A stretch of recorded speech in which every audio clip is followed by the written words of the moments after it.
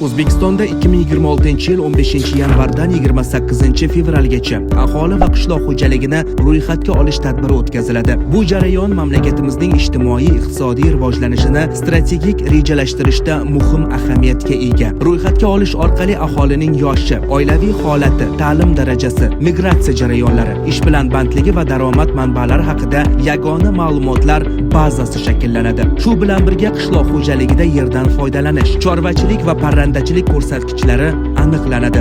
Mazkur tadbir ikki usulda amalga oshiriladi. Birinchi usulda 2026-yilning 15-yanvaridan 31-yanvarigacha bo'lgan muddatda census.stat.uz sayti orqali onlayn ro'yxatga olish ishlari amalga oshiriladi.